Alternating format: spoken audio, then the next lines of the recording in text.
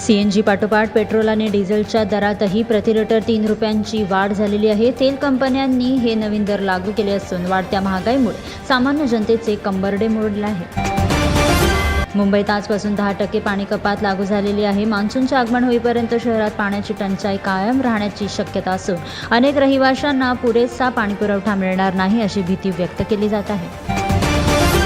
आणखी एक ड्रम प्रकरण समोर आलेलं आहे। यावेळी एका हिरव्या रंगाच्या ड्रमचा यात समावेश आहे। मुंब्रा येथे एका महिलेने तिचा पती आणि भावाच्या मदतीने पैशांच्या लोभापायी तिचा प्रियकर अरबाज मकसूद अली याची हत्या केल्याचा आरोप आहे आणि त्यानंतर त्यांनी त्याचा मृतदेह एका ड्रममध्ये कोंबला आणि तो एका नाल्यात जाऊन फेकला आहे।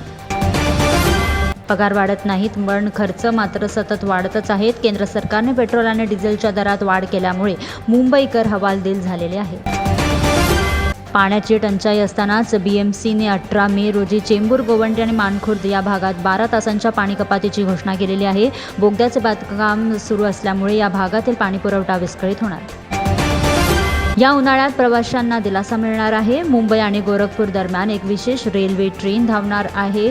वांद्रे टर्मिनस गोरखपूर साप्ताहिक विशेष ही ट्रेनचं नाव असणार आहे आणि 17 मे पासून ती सेवेत दाखल होणार आहे।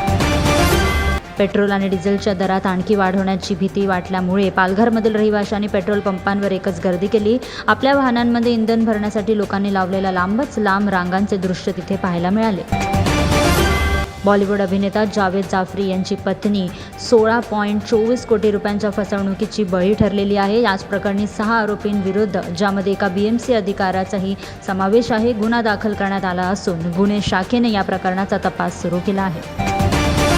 पेट्रोल आणि डिझेलच्या वाढत्या दरांबाबत सचिन पायलट यांनी एक कडक विधान केले। निवडणुकीदरम्यान मते मिळवण्यासाठी सरकारने इंधनाचे दर कृत्रिमरित्या ठेवले होते आणि निवडणुका संपताच लगेचच दरात वाढ केली असा आरोप त्यांनी केलेला आहे। कुर्ला येथील भाभा रुग्णालयात प्रसूतीनंतर मृत्युमुखी पडलेल्या 28 वर्षीय महिलेच्या नातेवाईकांनी संताप व्यक्त केला। डॉक्टरांवर निष्काळजीपणाचा आरोप करत त्यांनी वैद्यकीय कर्मचाऱ्यांवर हात उचलला। याच घटनेमुळे डॉक्टरांनी आपल्या सुरक्षेत वाढ करण्याची माग केली आहे। मनसे नेते दिलीप धोत्रे यांचा मुंबई-पुणे द्रुतगती महामार्गावर भीषण अपघात झाला। याच अपघातात त्यांच्या वाहनाचे मोठे नुकसान झाले। मनसे नेत्यावर सध्या जवळच्याच एका रुग्णालयात उपचार सुरू आहेत। मुंबई मेट्रोच्या चारकोप येथील एका डेपोमध्ये कार्यरत असलेल्या सुरक्षा व्यवस्थापकावर एका महिला अभियंत्याचा लैंगिक छळ करण्याचा प्रयत्न केल्याचा आरोप करण्यात आलेला आहे। कायमस्वरूपी नोकरी मिळवून देण्याचे आमिष दाखवून त्याने हा प्रयत्न केल्याचे म्हटले आहे। डोंबिवली येथील सिद्धिविनायक मंदिरातील भाविकांनी दानपेटीतून पैसे चोरणाऱ्या एका व्यक्तीला रंगेहात पकडले। पोलिसांनी आरोपीला ताब्यात घेतले आहे। शरद पवार यांनी 20 मे रोजी आपल्या प्रमुख नेत्यांची एक तातडीची बैठक बोलावलेली आहे। राष्ट्रवादी काँग्रेसच्या दोन्ही गटांचे संभाव्य विलिनीकरण आणि पवार कुटुंबांचे पुन्हा एकत्रीकरण या संदर्भात या बैठकीत महत्त्वपूर्ण निर्णय घेण्यात येण्याची शक्यता वर्तवली जात आहे।